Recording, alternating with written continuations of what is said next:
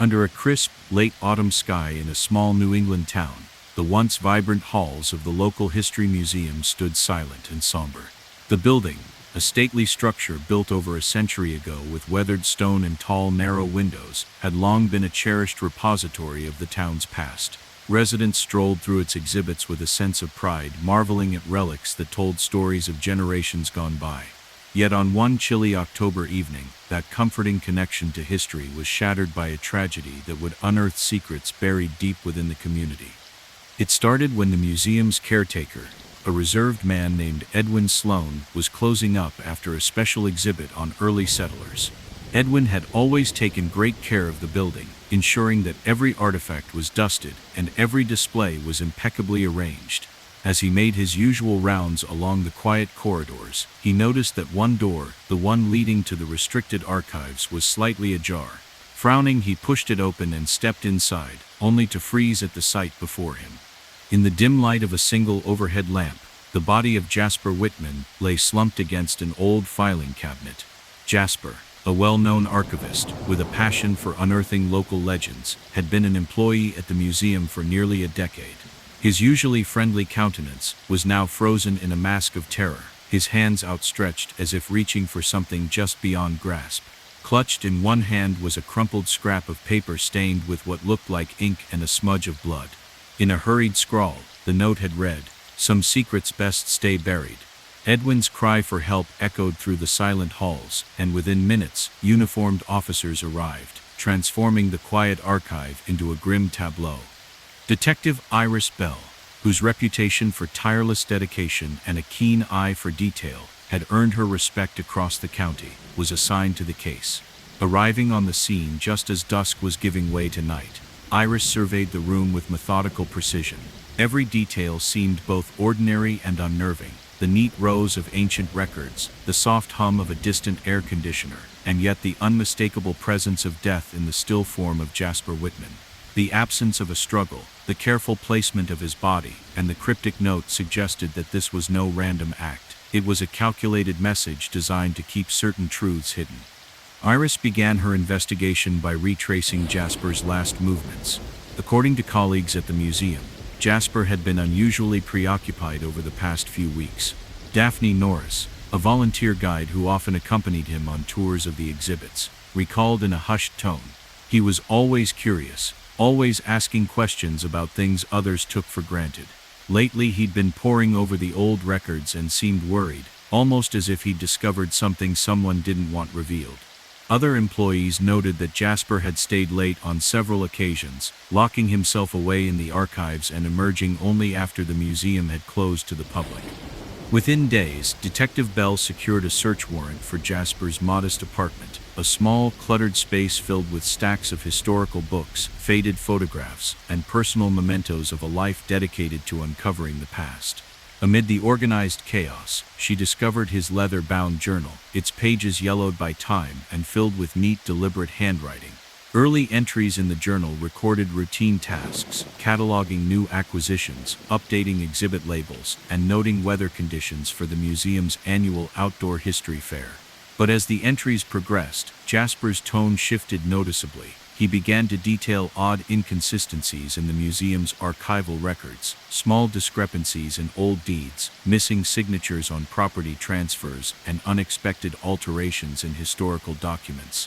One entry, dated just a week before his death, read, "I've referenced the official documents with the original county records. Some entries have been modified, as if to erase evidence of scandalous transactions. I fear I am on the verge of uncovering a cover-up that someone will kill to keep secret." Digital forensic experts later recovered fragments of deleted emails from Jasper's university-issued laptop, a tool he had used sparingly but cherished for its ability to store his extensive research.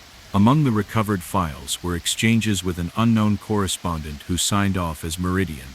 One reconstructed message warned, "Do not push further, or you will pay dearly." The stark, unemotional tone of the message chilled Iris to the bone, reinforcing the notion that Jasper's inquiry had attracted the attention of individuals with both motive and means to silence him permanently.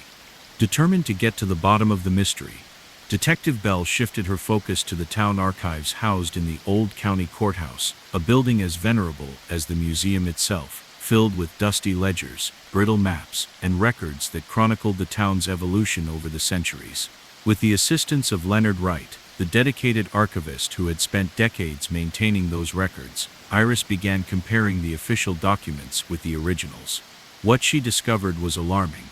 Numerous property deeds, especially those pertaining to the founding of the town and the acquisition of land for public projects, had been subtly altered.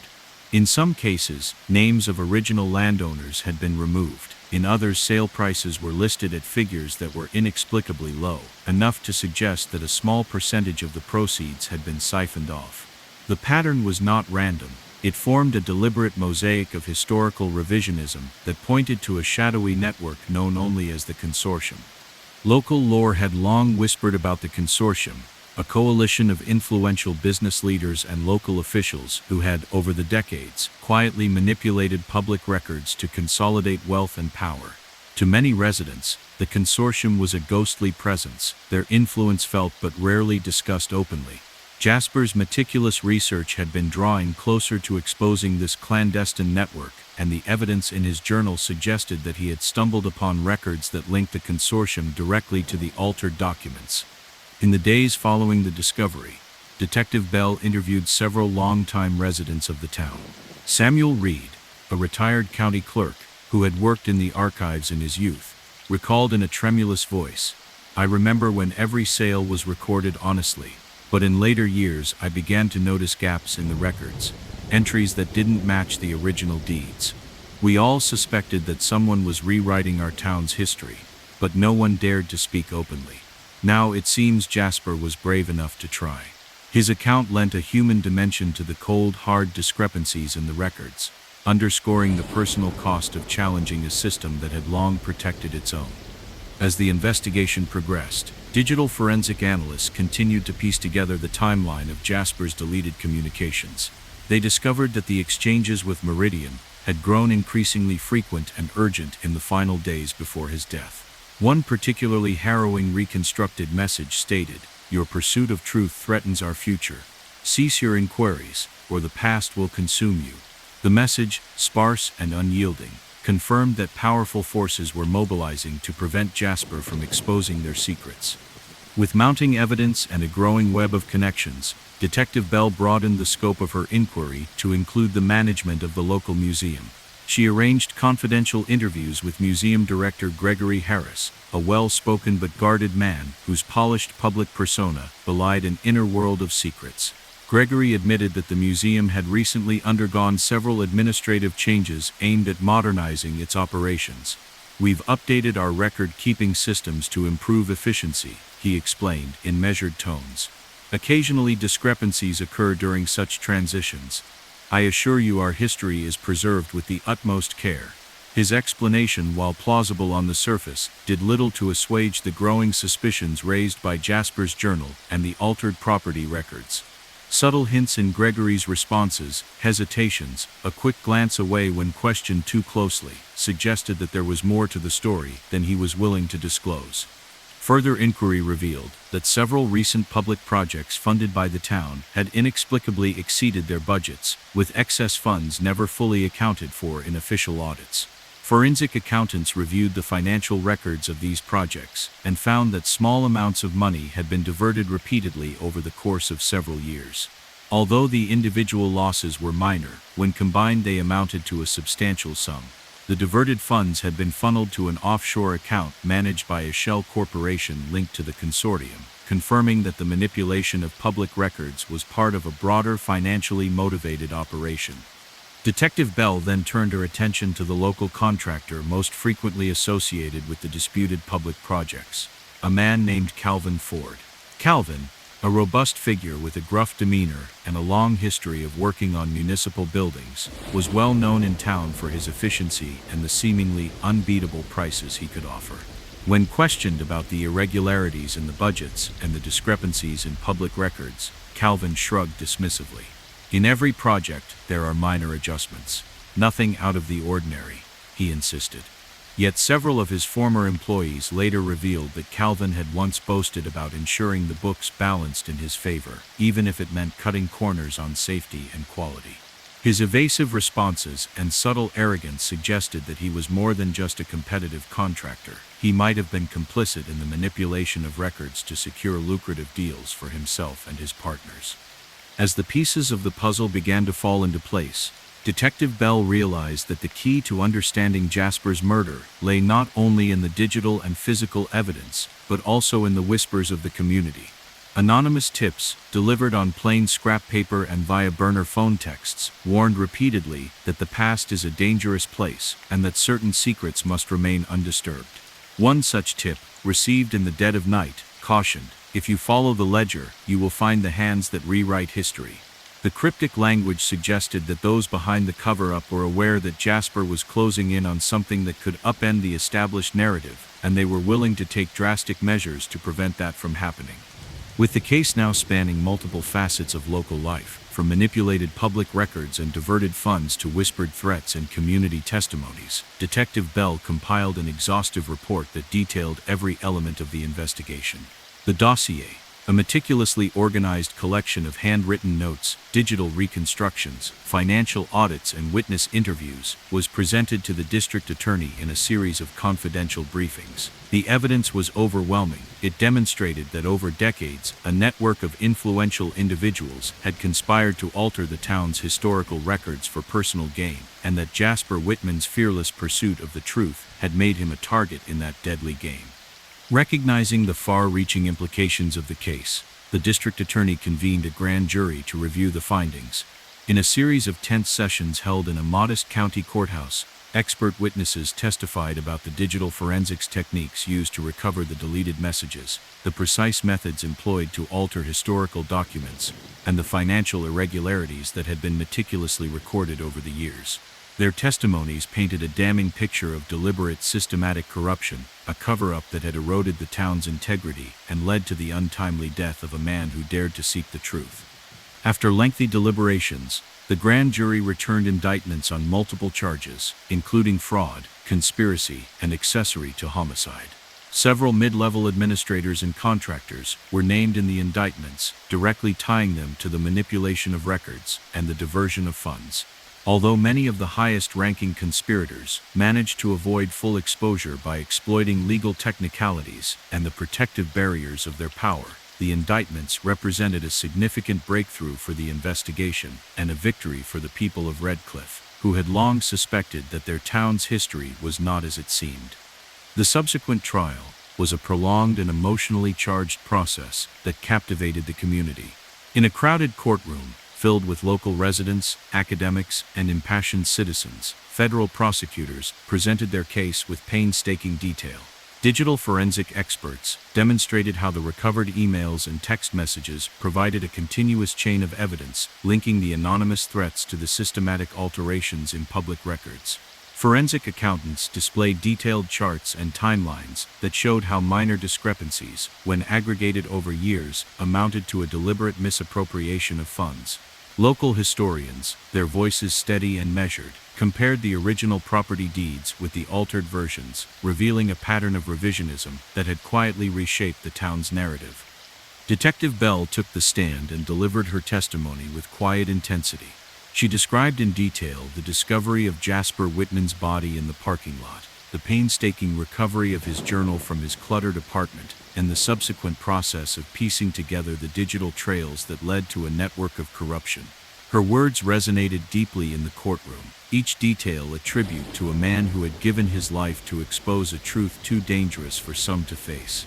The silence that fell over the courtroom after her testimony was a poignant acknowledgement of the heavy cost of accountability. While the trial ended with several convictions, mid-level administrators, contractors, and technical staff involved in the record-altering operation were sentenced to lengthy prison terms. The verdict left a lingering sense of incompleteness. The most influential figures behind the conspiracy, those who had orchestrated the changes from behind layers of power, managed to evade full accountability through legal maneuvering and the shielding effects of their social standing. Their names remained largely redacted from the public record, a bitter reminder that while justice had been partially served, the full extent of the corruption might never be completely exposed. In the wake of the trial, the town of Red Cliff began a gradual process of healing. The public, outraged by the revelation that their collective history had been manipulated, demanded sweeping reforms in how public records were maintained and audited. Local officials, now under intense scrutiny, instituted new protocols to ensure that every property transaction and every public expenditure was subject to independent verification. Community meetings became venues for impassioned debate, as residents vowed that such an affront to the truth would never again go unchecked. Independent journalists and documentary filmmakers turned their attention to the case, producing investigative reports that chronicled every twist and turn of the investigation, from the quiet determination of Jasper Whitman to the digital footprints that led to a clandestine network of corruption. Academic conferences and university seminars featured the case as a striking example of historical revisionism and the power of forensic technology in uncovering systemic deceit. The story of a dedicated archivist who had paid the ultimate price for his curiosity became a rallying cry for transparency and ethical governance, a lesson that even in the smallest towns, the truth must always be defended. For Detective Iris Bell, the investigation was a lifelong reminder of the cost of integrity. Late at night, in the solitude of her modest office, she would review the recovered documents, the yellowed pages of Jasper's journal, the reconstructed emails from Meridian, and the carefully compared property deeds that now told a story of deliberate manipulation. Each piece of evidence was a testament to the sacrifices made in the name of accountability, and a constant reminder that even the quietest inquiry can shake the foundations of power. Years later, as Red Cliff moved forward with renewed commitment to transparency, the legacy of the case endured. Public memorials were established, and a small scholarship fund was created in honor of Jasper Whitman, a fund dedicated to students pursuing studies in archival science and public history. The once muddied records were restored and digitized, ensuring that the town's true history would be accessible to future generations. Local newspapers, once complicit in the cover-up by printing the manipulated records, now proudly showcased investigative reports on the case, and community leaders pledged to protect the integrity of public documents. In the end, the story of Red Cliff was not defined solely by the brutal loss of a conscientious archivist, but by the community's unyielding determination to reclaim its history and to ensure that no secret, however carefully concealed, could ever again be allowed to distort the truth. The case, with all its twists and lingering mysteries, became a powerful symbol, a reminder that the relentless pursuit of truth, though fraught with danger and loss, is the foundation of a just society. Detective Iris Bell continued her work with the same quiet resolve that had carried her through the darkest hours of the investigation. Every time she encountered a new discrepancy in a public record or received an anonymous tip warning her to keep quiet, she remembered Jasper's unwavering dedication and the heavy cost of his sacrifice. In each new case, she saw echoes of that long, fateful autumn, a reminder that the quest for truth is a journey without end, one that shapes the present and safeguards the future. And so, as the early morning light broke over Red Cliff and the town stirred with a renewed sense of purpose, the legacy of that tragic investigation lived on. It was a story of resilience, of a community that refused to let corruption rewrite its history, and of an unyielding commitment to transparency that, no matter how deeply buried, would eventually bring every hidden truth into the light.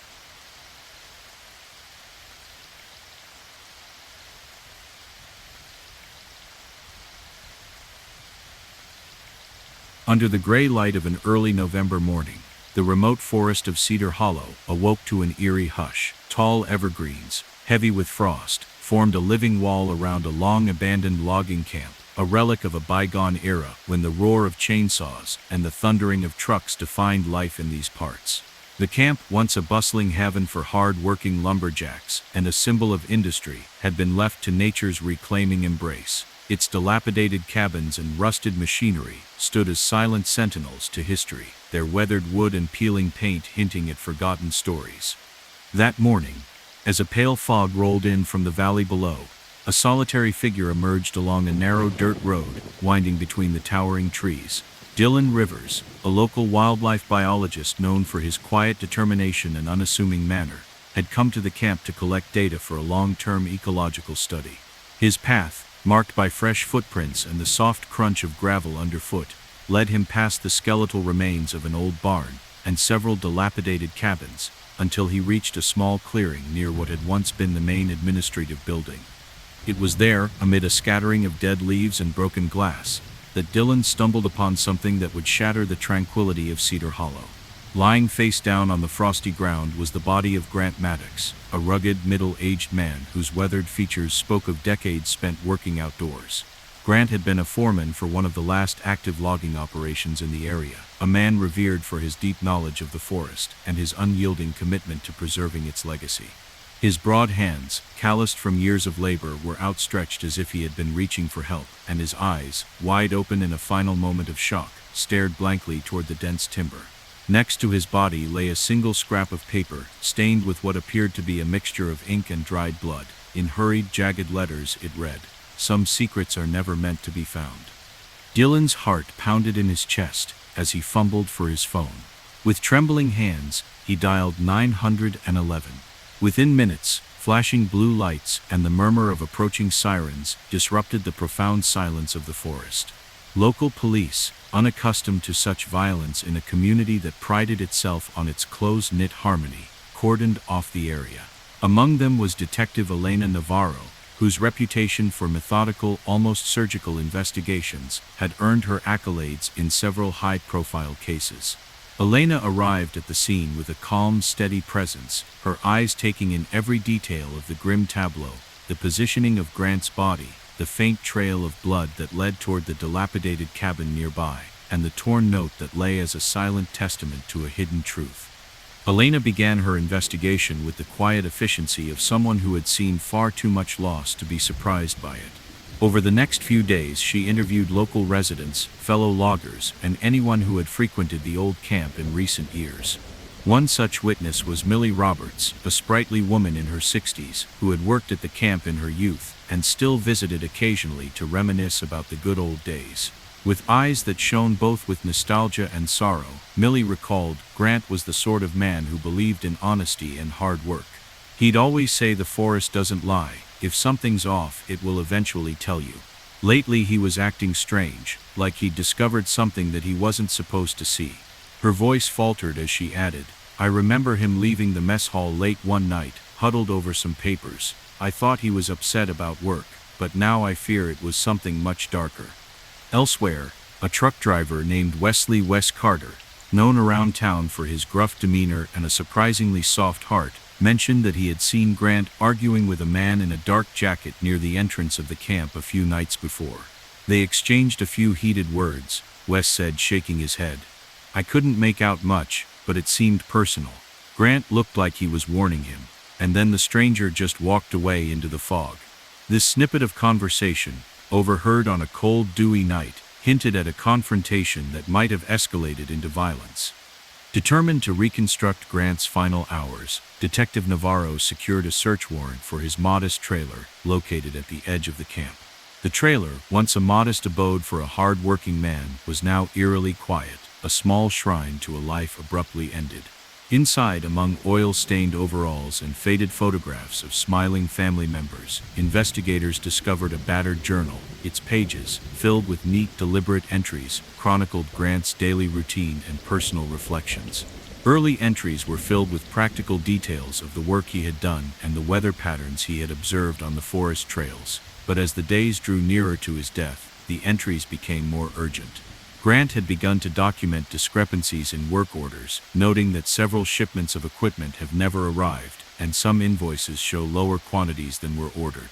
In one entry dated just 3 days before his death, he wrote, I found evidence in the records that someone has been diverting supplies, parts missing, tools unaccounted for. I must gather the truth before it's too late. The tone of these entries was anxious, filled with a creeping dread that something was profoundly wrong, a fear that had ultimately cost him his life. Digital forensic experts later retrieved fragments of deleted messages from Grant's old cell phone, a sturdy device that had served him well over the years.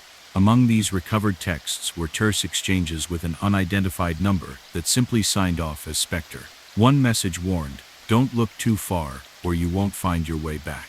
The stark brevity of the threat sent shivers down Detective Navarro's spine, confirming her growing suspicion that Grant's discovery had disturbed forces far more powerful than a simple logistical error. While the physical and digital evidence painted a grim picture, Elena turned her attention to the broader context of the case, the intricate network of logistics and supply management that had long underpinned the local logging industry. In the town's aging records office, tucked away in the county courthouse, she examined decades-old shipping manifests and invoices related to equipment orders for the logging operations in Cedar Hollow. These records, carefully maintained over the years, were the backbone of the local industry and a source of pride for the community. Yet as Elena cross-checked the official numbers with the original handwritten logs, she discovered a series of anomalies on numerous occasions. The quantities recorded in the official manifests were slightly lower than those noted in the original logs. At first glance, the differences were negligible, a few missing bolts or a couple of extra sheets of metal, but over time, the cumulative effect was staggering. The discrepancies suggested that someone had been siphoning off small portions of critical equipment, diverting them into a shadowy network that no one in town had ever dared to discuss openly. One name began to surface in whispers and in long-forgotten memos: Calvin Monroe, a regional contractor whose company had handled many of the recent projects at the logging sites. Calvin had built his reputation on efficiency and cost-cutting, often promising significantly lower bids than his competitors. To the townspeople, he was a shrewd businessman, a man who had helped keep the local economy afloat during lean years. But as Detective Navarro delved deeper into Calvin's records, she found that his bids often coincided with the mysterious shortfalls in the supply orders.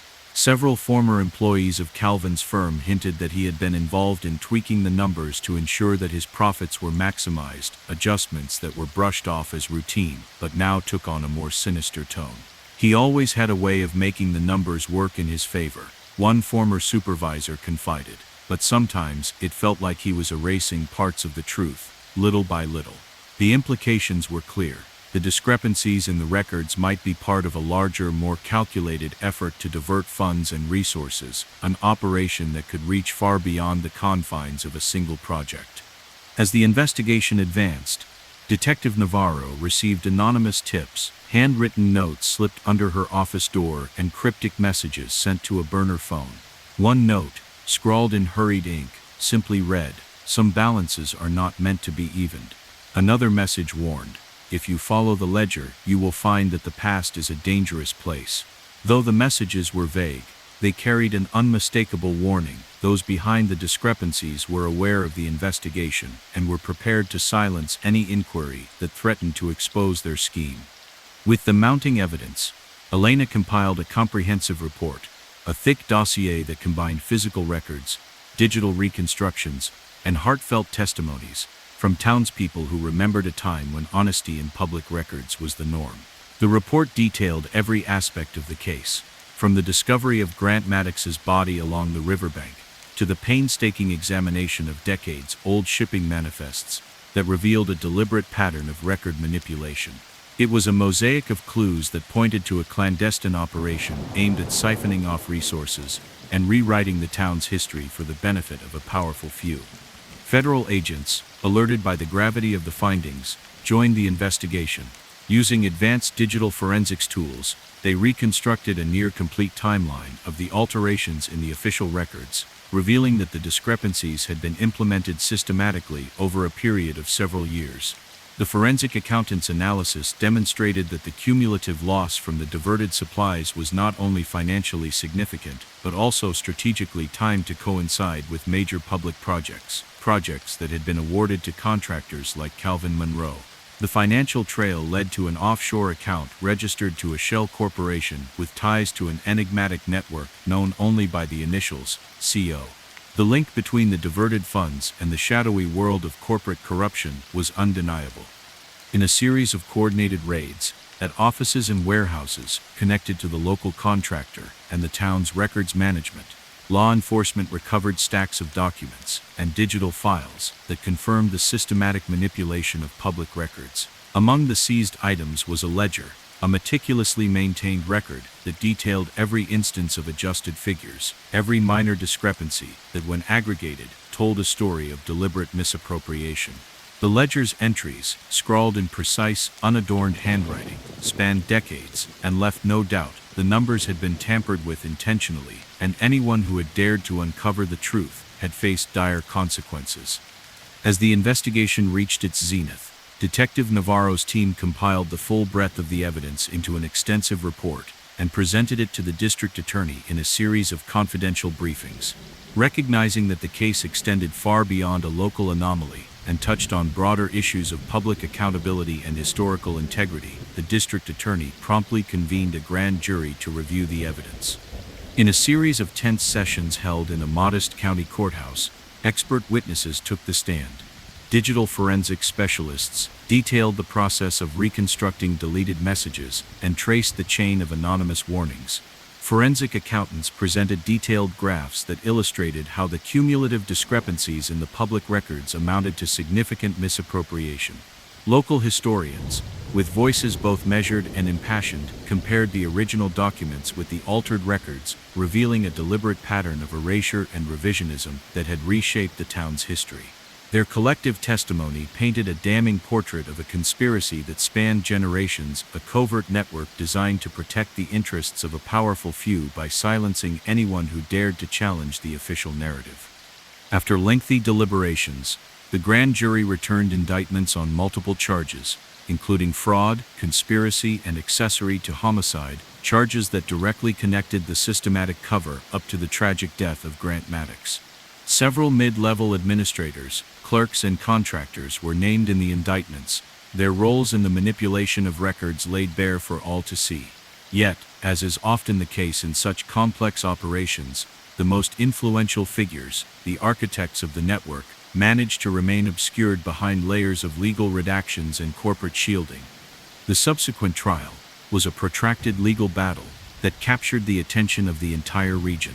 In a courtroom filled with local residents, impassioned community activists, and experts from various fields, federal prosecutors presented their case with a mix of technical precision and human emotion. Digital forensic analysts showcased the reconstructed emails and text messages in vivid detail, their visual representations of the deleted data drawing gasps from the audience. Forensic accountants presented intricate charts that traced the cumulative impact of the altered records, while local historians offered a sobering analysis of how decades of manipulated documentation had rewritten the town's collective memory. Detective Navarro took the stand with a calm but resolute demeanor. She recounted the harrowing scene on that early November morning, describing how the sight of Grant Maddox's lifeless form against the rugged backdrop of the river had ignited an investigation that uncovered more than anyone could have anticipated. Her testimony was methodical and heartfelt, a narrative of one man's unwavering commitment to truth and the devastating consequences of confronting a system steeped in corruption. Each detail she provided, from the precise positioning of the torn scrap of paper to the exact timestamps on the digital logs, was delivered with the weight of a community seeking justice. While the trial ended with several convictions, mid-level administrators and technical staff involved in the record-manipulating scheme were sentenced to long-term prison sentences. The verdict left a bittersweet legacy. The highest-ranking conspirators, those who had orchestrated the alterations from behind a protective veil of power, managed to avoid full exposure through legal maneuvering and the complex structures of their corporate empires. Their identities remained largely redacted from the public record, a lingering stain on the pursuit of complete accountability. Many in the courtroom and the community at large felt that while a measure of justice had been served, the full truth behind the corruption remained partly obscured. In the aftermath of the trial, Red Cliff, a town that had long prided itself on its honest heritage, began a slow process of healing and reform. Community leaders, galvanized by the revelations of the investigation, convened public forums and town hall meetings to demand that the manipulation of historical records be scrupulously prevented in the future.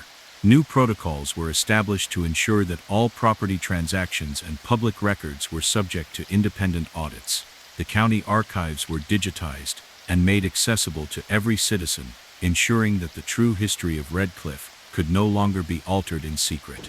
The once revered legacy of the powerful consortium was now scrutinized under the unyielding light of transparency, and local educators began to incorporate the case into their curricula, as a reminder of the cost of unchecked power. Independent journalists and documentary filmmakers produced in-depth reports that chronicled every twist and turn of the investigation, from the quiet determination of Grant Maddox to the painstaking reconstruction of deleted digital communications. Academic seminars and public lectures delved into the ethics of historical record-keeping, highlighting how even the smallest discrepancies can, over time, reveal vast networks of corruption. The legacy of Grant Maddox, the hard-working foreman who had devoted his life to exposing the truth, became a rallying cry for those who believed that every hidden secret deserves to be revealed. Detective Navarro continued her career with a deep-seated commitment to the pursuit of truth. Even as new cases emerged, and the community slowly reclaimed its trust in public institutions, the memory of that cold November morning remained a constant reminder of the dangers of silence. Late at night, in the quiet solitude of her modest office, walls lined with case files, digital recordings, and mementos from past investigations, she would reread the recovered journal entries and meticulously compare the original records with their altered counterparts. Each faded note, each reconstructed email, was a testament to the sacrifices made by those who dared to challenge an entrenched system. Though some mysteries lingered, the elusive identity of Meridian, the full extent of the consortium's influence, and the shadowy network behind the financial diversions, every piece of evidence reinforced her belief that transparency, no matter how hard fought, was essential. In time, Red Cliff transformed. The town, once mired in whispers of manipulated history, became a model of accountability and civic engagement. Public art installations and memorials honored the legacy of Grant Maddox and the countless others who had fought for the truth. New oversight committees were established, and independent auditors regularly reviewed all public records and transactions. The story of Red Cliff's dark chapter, once hidden in redacted documents and hushed conversations, was now taught in schools, debated at community gatherings, and studied by scholars who recognized that the past could only be understood when every hidden detail was brought to light. For Detective Elena Navarro, the case remained a defining moment, a reminder that the quest for truth is a lifelong journey fraught with danger, sacrifice, and occasional triumph. Each time she encountered a new discrepancy in the records or received an anonymous tip, she remembered the determination of a man who had dedicated his life to preserving the unaltered history of his town, even when it meant challenging those in power. Her work, which continued to inspire new generations of investigators in Red Cliff and beyond, was a testament to the enduring value of accountability and the belief that no matter how deeply secrets are buried, they will one day emerge into the light. As winter gave way to the soft glow of spring in Red Cliff, the town's public spaces, its county archives, its community halls, and its newly revitalized historical museum became symbols of a collective vow to honor the past with honesty and integrity. In every carefully preserved document, every public forum on ethics, and every act of transparency in government, the legacy of that long, winding investigation endured, a permanent reminder that the courage to uncover hidden truths is both a personal duty and a public responsibility. In the end, the story of Red Cliff was not defined solely by the loss of one man or by the legal battles fought in crowded courtrooms. It was defined by the quiet resilience of a community that refused to accept the rewriting of its history, by the meticulous efforts of those who dedicated their lives to preserving the truth, and by the unwavering belief that every hidden secret, however carefully concealed, must eventually be revealed. And so, as the sun rose each morning over Red Cliff, casting golden light on once tainted records, and renewed public trust, the promise that transparency will prevail lived on, a promise that echoed through every conversation, every archived document, and every determined investigation into the depths of the past.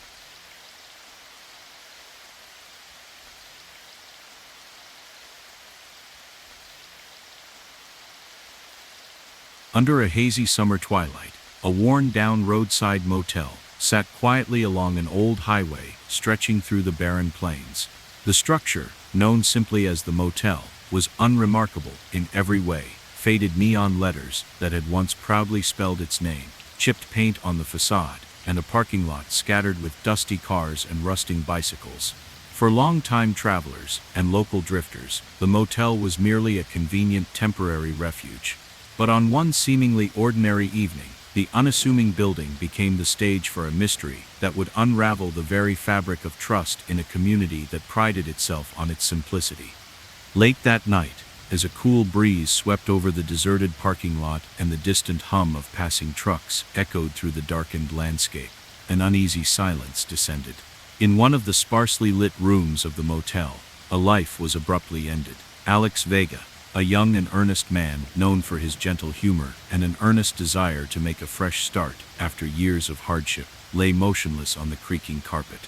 He had been staying there for only a few days, hoping that the quiet isolation would give him the time to rebuild his life after a painful past. Now his lifeless body told a story of sudden terror, with eyes fixed in a final, uncomprehending gaze and a thin trail of blood marring the fabric of his worn shirt.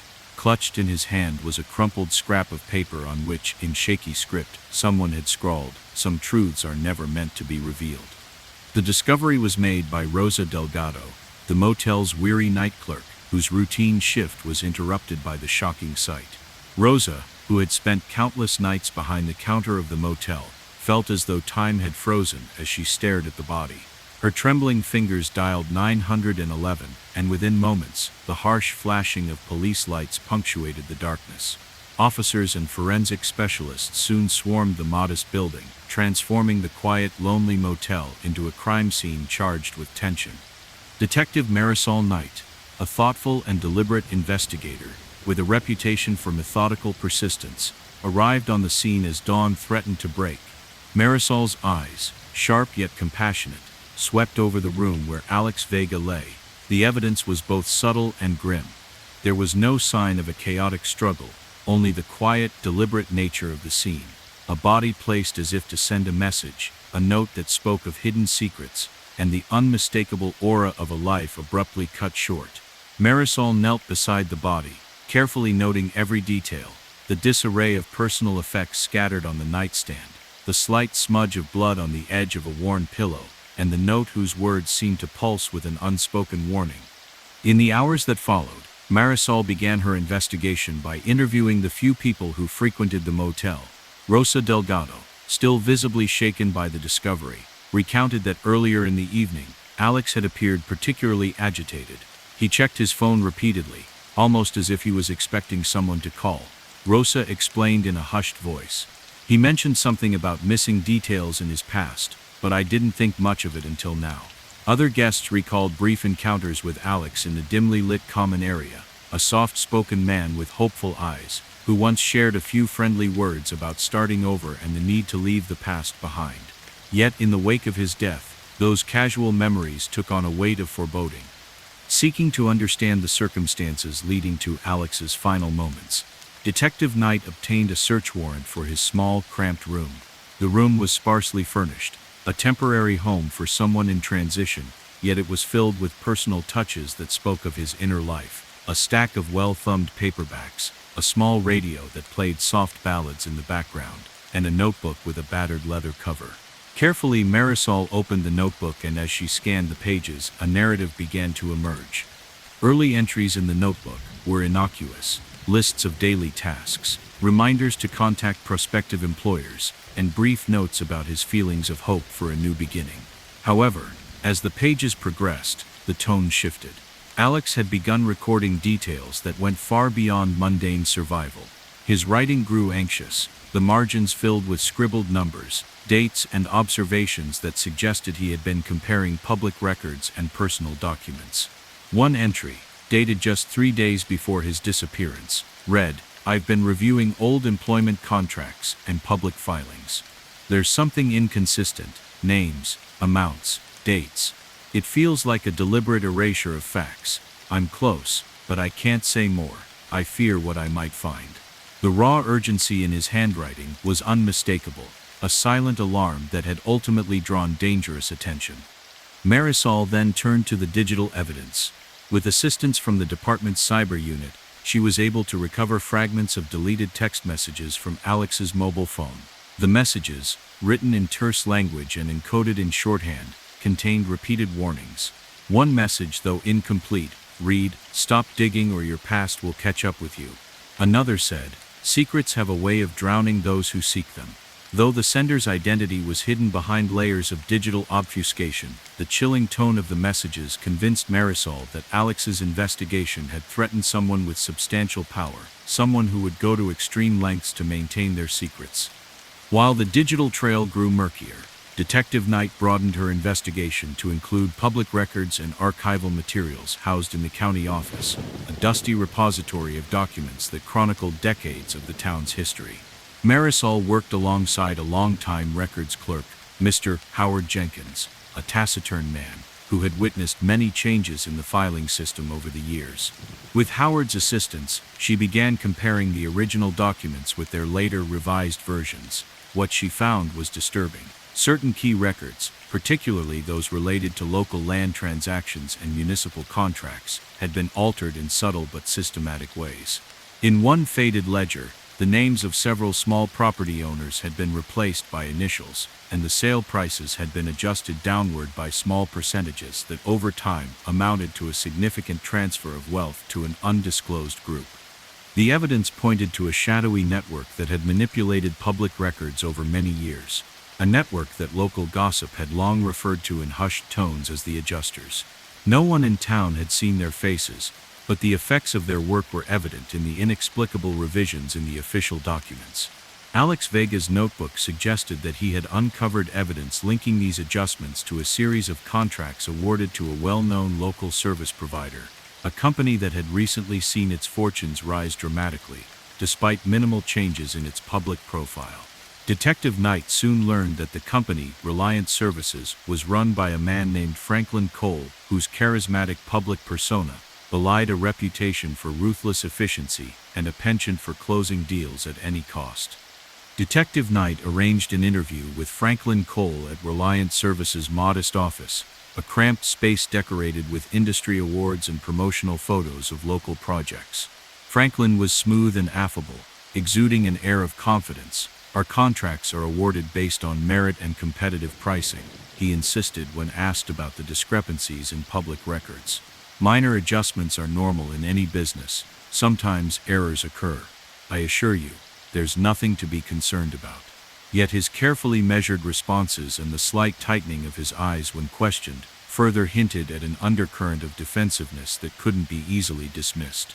Several former employees later came forward, under conditions of anonymity, and recounted that Franklin had once remarked in a hushed tone, "We balance the books so no one ever sees the real numbers. It's just business, but it keeps us in power." Their accounts added another layer of suspicion to the case. As the investigation progressed, digital forensic experts made another breakthrough.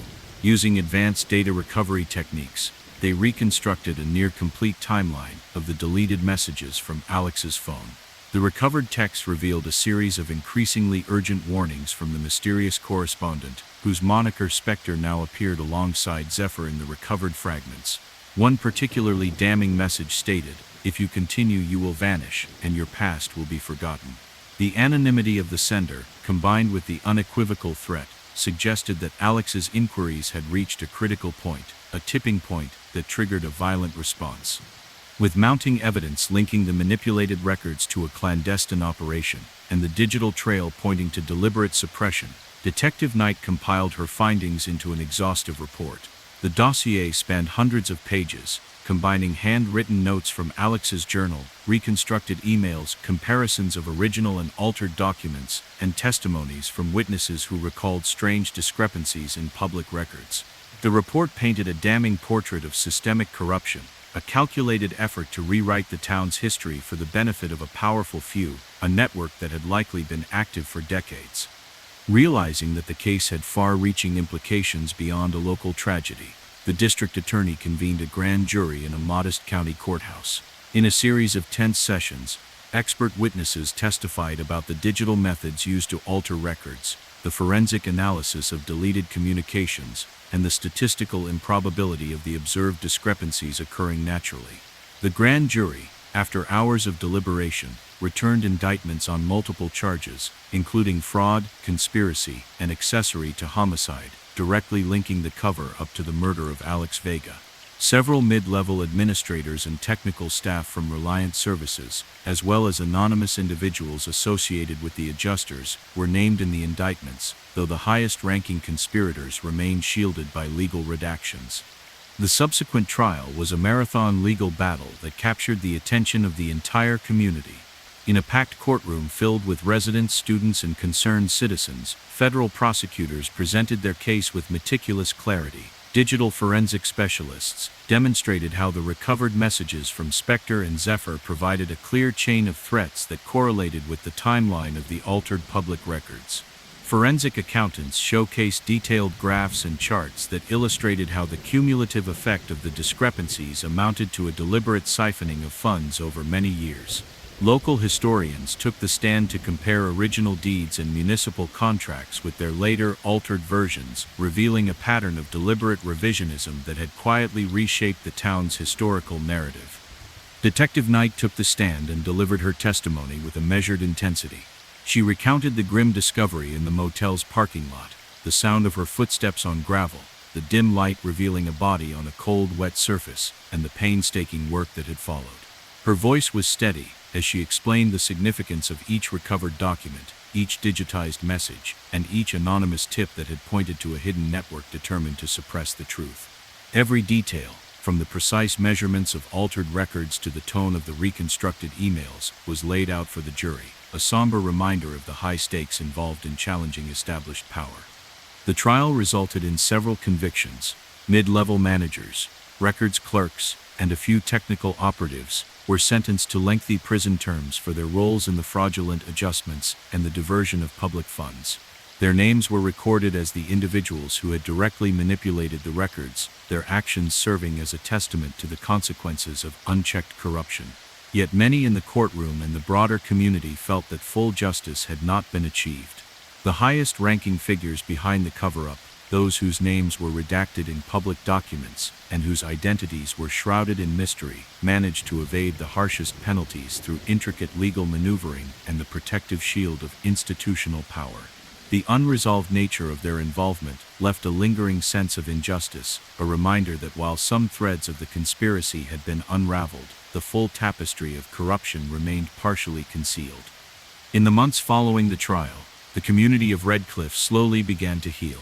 The town's officials, now under significant public pressure, instituted sweeping reforms to ensure that historical records were maintained transparently and that every public transaction was subject to independent oversight. New protocols were established for digital archiving and periodic audits, ensuring that the manipulated records of the past would no longer dictate the town's future. Public forums and town hall meetings became arenas where citizens could voice their concerns and demand accountability from those who had once controlled the narrative of their shared history. Independent media outlets, inspired by the case, produced investigative documentaries and in-depth reports that chronicled every twist and turn of the investigation, from the quiet determination of a single researcher to the painstaking reconstruction of digital evidence. Academic conferences featured discussions on the ethics of historical record keeping and the impact of corruption on public trust. The story of Alex Vega, though tragic, became a beacon for transparency, a symbol of the power of perseverance in the face of overwhelming opposition.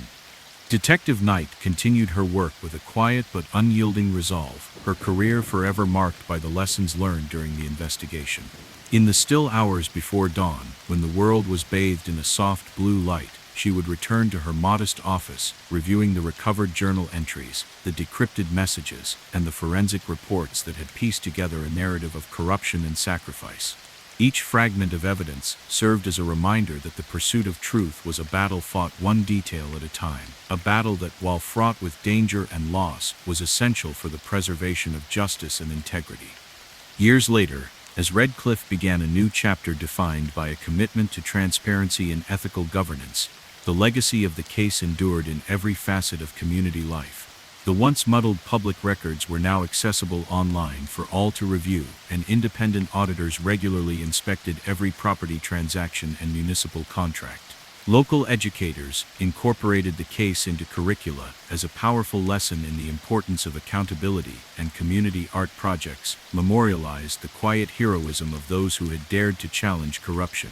A small scholarship was established in Alex Vega's name, supporting students who pursued careers in forensic science and public administration, a lasting tribute to a man whose quest for truth had come at the ultimate cost. For Detective Marisol Knight, every new case was approached with the memory of that fateful autumn, a reminder that even in a quiet town, where life had once followed a predictable rhythm, hidden forces could emerge to disrupt the order of things. Her steadfast dedication to uncovering every hidden detail continued to inspire those around her, and her work served as a constant affirmation that no secret, however deeply concealed, is immune to the relentless pursuit of truth. And so as the first light of morning broke over Red Cliff and the community stirred with a newfound sense of purpose, the legacy of the investigation lived on, a reminder that in every carefully preserved record, every public forum, and every act of courage in the face of corruption, the truth will eventually find its way to the surface.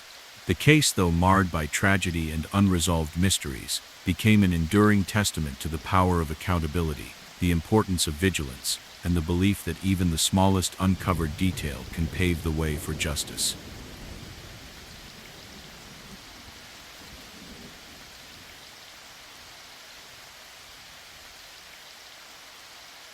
The humid air inside the zoo's central administrative building was thick with the scent of old paper and lingering traces of antiseptic. Late that evening, when most of the visitors had long since departed and the only sounds were the distant calls of animals and the soft hum of air conditioners, a discovery in the reptile house shattered the calm that had settled over the facility. In one of the dimly lit corridors leading to the exotic exhibits, a security guard named Lena, who had spent her shifts patrolling these quiet halls for years, noticed something unusual near the enclosure of a rare tropical snake. There, on the cold, cement floor beneath a flickering fluorescent light, lay the body of a mid-level zookeeper. His uniform, once pristine, was now marred by splatters of dark red, and his eyes, open in a final look of shock, seemed to stare past the ceiling. Clutched tightly in his hand was a piece of torn paper, its ink smeared by moisture. The message, hastily scrawled in uneven letters, read, "Truths buried can never remain hidden." Lena's heart pounded as she fumbled for her radio. Within minutes, police vehicles arrived, their flashing lights reflecting off the glass walls of the reptile house. Officers carefully cordoned off the area, while forensic specialists began to document every minute detail, every footprint in the damp floor, every smear of blood on the tile, and the precise position of the lifeless form. Among them was Detective Miriam Cole, a resolute investigator with an unassuming presence and a reputation for piecing together puzzles from seemingly trivial clues. Miriam's dark eyes swept the scene as she knelt next to the body, noting how deliberately still it lay, as if placed there with calculated care. The note in the victim's grasp, and the absence of any signs of a violent struggle, suggested that this was not a random act but something orchestrated to send a message. Over the next few days, as a gray November drizzle replaced the summer heat, Detective Cole immersed herself in the investigation. She began by speaking with the zoo's staff, starting with those who worked in the reptile house. Marisol, a quiet keeper who had worked alongside the victim for nearly 5 years, recalled that he had been unusually withdrawn lately. He was always passionate about the animals, about the delicate balance of nature here. Marisol murmured, her voice trembling with emotion, but in recent weeks, he kept insisting that something was off. Details in the records, inconsistencies in the way supplies were ordered. I thought he was just overthinking it, but now I worry that he might have uncovered something dangerous. Other employees mentioned that the zookeeper, whose name was Anton Delgado, had been staying late in the storage rooms on several evenings, meticulously reviewing old paperwork and cross-referencing daily logs. A maintenance worker recalled how Anton would sometimes pause, staring intently at a ledger that recorded the delivery of food and medical supplies for the animals. He'd be scribbling notes in a small, battered notebook, the worker said. I never pried. He always said it was personal business, but now it seems he was onto something big. Detective Cole obtained a search warrant for Anton Delgado's modest apartment, a cramped space tucked above a row of aging storefronts near the zoo's perimeter. Inside, the evidence painted a picture of a man deeply committed to uncovering hidden truths. On a rickety desk lay piles of old invoices, handwritten records, and personal letters. Most notably, a battered leather journal revealed a detailed account of Anton's recent investigations. Early entries were filled with descriptions of daily routines, the precise times the animals were fed, the exact quantities of food delivered, and notes on routine maintenance. However, as the entries progressed, his tone shifted to one of increasing urgency and dread. In one entry dated just days before his death, Anton wrote, "I've noticed that the supply orders for the reptile house have been consistently short by a small percentage. At first I thought it was a clerical error, but the discrepancies are too regular. I fear someone is siphoning off our resources, and if I continue, I might find evidence that they want to keep hidden at any cost." The words, scrawled in a shaky hand, conveyed a sense of isolation and desperation that chilled Detective Cole. With the physical evidence in hand, the investigation turned digital. The department's cyber unit managed to recover fragments of deleted text messages from Anton's cell phone. Among these, several messages bore a terse tone from a contact identified only as Zephyr. One recovered text warned, "Don't pry too far or you'll vanish," while another cautioned, "Stop before the truth catches up with you." Although the messages were fragmented and stripped of context, they confirmed that Anton had been warned repeatedly to halt his inquiries, a warning that now took on the gravest significance in light of his fate. As days turned into a rainy week, Detective Cole expanded her investigation to the public records housed in the town's county office, a musty archive of documents preserved in aging leather-bound folders and yellowed papers. Working with the archivist, a meticulous gentleman named Harold Finch, who had spent his life curating the town's history, Miriam began to compare the original delivery logs and supply orders for the zoo with later versions recorded in the digital system. What she discovered was startling. Subtle discrepancies that were nearly imperceptible on a day-to-day basis had over time accumulated into a significant anomaly. Several records showed that shipments of specialized reptile food and essential medications had been recorded as delivered in full, yet the original handwritten logs indicated that small amounts were consistently missing. In some instances, the numbers had been altered with a precision that suggested not random error but deliberate tampering. The emerging pattern led Detective Cole to suspect that someone within the zoo's management was involved in a covert operation to divert supplies for their own gain. Her inquiries led her to the records of a local supplier, a company that had long provided the zoo with specialized equipment and consumables. The official invoices from the supplier, when cross-referenced with the zoo's records, revealed that a fraction of each order was unaccounted for. Though the discrepancies were minimal individually, they amounted to a substantial loss when aggregated over the months. It appeared that the missing supplies were being rerouted to an unknown entity, and the financial trail led in part to a series of offshore transactions documented under a shell company with an obscure name. At this point, Detective Cole's investigation took on a dual nature. One strand pursued the physical evidence of the missing supplies and altered records, while the other tracked the digital trail of threats and anonymous warnings. Through persistent work with the cyber unit, she reconstructed a near-complete timeline of the deleted messages from Anton's phone, revealing that the warnings had escalated in frequency and urgency in the final days before his death. One message, partially recovered from a corrupted file, ominously stated, "Your search for truth will be your undoing." The relentless cadence of the threats made it clear that the individuals behind the operation were prepared to go to any lengths to keep their scheme hidden.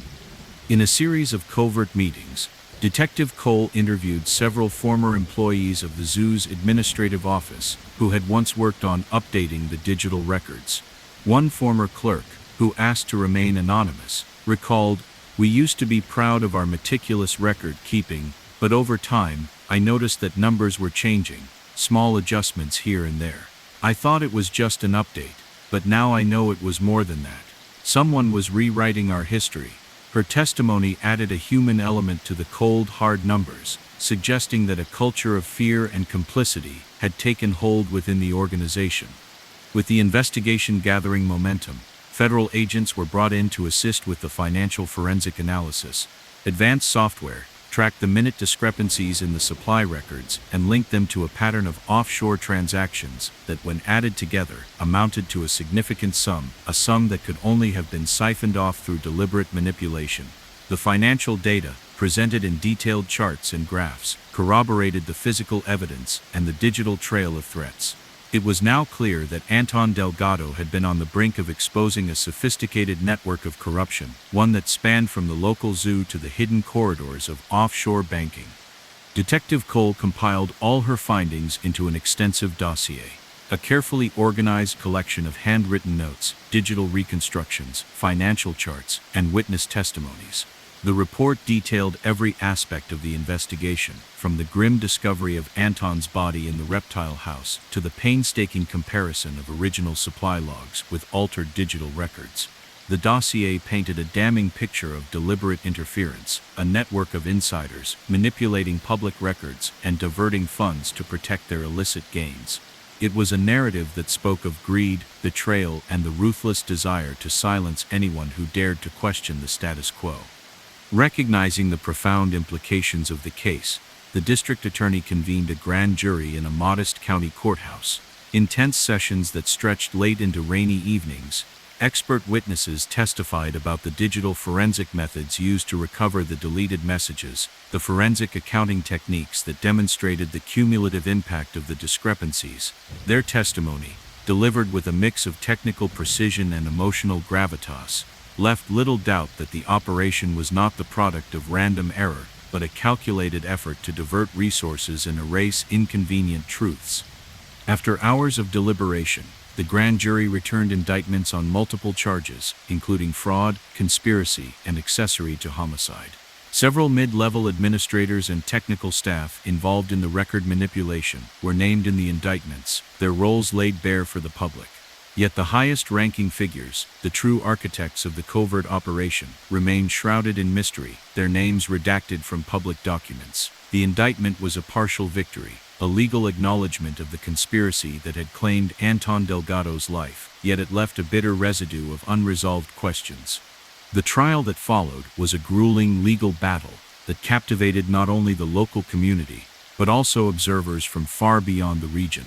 In a crowded courtroom filled with anxious residents, concerned citizens, and members of the media, federal prosecutors presented their case with relentless detail.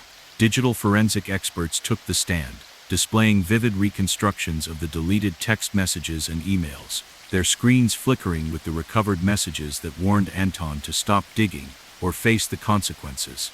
Forensic accountants showcased intricate graphs that traced how small discrepancies in the supply logs, when added together, amounted to a deliberate diversion of funds over a period of years. Local historians testified about the importance of preserving original public records and how the alterations had rewritten a part of the town's heritage. Every piece of evidence, from the torn scrap of paper found at the scene to the carefully maintained ledger of adjustments, was laid out like puzzle pieces that, when assembled, formed an inescapable portrait of systemic corruption. Detective Cole took the stand with a measured determination, recounting in detail the discovery of Anton's lifeless form amid the quiet hum of the reptile house. She described the precise moments when the digital trails were uncovered, the meticulous comparisons made between original documents and their altered versions, and the persistent anonymous warnings that had escalated in urgency. Her testimony, calm yet impassioned, resonated deeply with the jury as she recounted the hidden costs of secrecy, a cost measured not only in lost funds but in the life of a man who had dared to seek the truth. Though the trial resulted in the conviction of several mid-level operatives, managers, clerks, and technicians who had directly manipulated the records, the verdict left the community with a sense of unfinished business. The top conspirators, those who had orchestrated the covert operation from behind layers of influence, managed to avoid full exposure by exploiting legal technicalities and maintaining the protective anonymity of their positions. Their names remained largely redacted, and while some in the courtroom celebrated the partial victory, many felt that the shadow of unresolved corruption still loomed over the town. In the aftermath of the trial, the community of the town, whose history had been forever altered by the revelations, embarked on a journey of reform and healing. Local government officials, spurred by public outrage and a renewed demand for accountability, introduced sweeping measures to ensure that all public records would be maintained with the highest level of transparency. Independent oversight committees were established, and regular audits of public transactions were mandated. The town's archives, once a silent repository for manipulated documents, were digitized and made freely accessible to every citizen, ensuring that the truth could never again be hidden behind layers of bureaucracy. Independent journalists and documentary filmmakers soon turned their attention to the case, producing a series of in-depth reports and films that chronicled the investigation from its quiet beginnings in a small reptile house to the explosive revelations in the courtroom. Academic seminars and public lectures explored the ethical dimensions of record keeping and the dangers of allowing unchecked power to rewrite history. The story of Anton Delgado, once a humble zookeeper with an insatiable curiosity, became a rallying cry for those who believed that truth, however inconvenient, must always prevail. For Detective Miriam Cole, the case remained a defining moment in her career. Even as new investigations came her way, she often reflected on the lessons learned during those long, somber nights spent sifting through yellowed pages and digital shadows.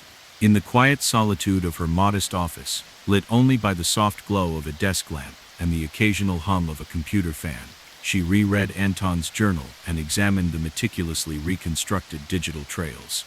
Each recovered fragment was a reminder that the pursuit of truth is never a path without obstacles, that every uncovered discrepancy represents both a victory and a heavy cost.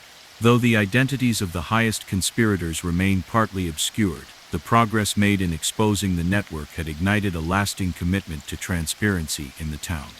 Years passed, and the echoes of the investigation continued to resonate throughout the community. The once muddied public records were now a subject of pride, verified, accessible, and continuously monitored.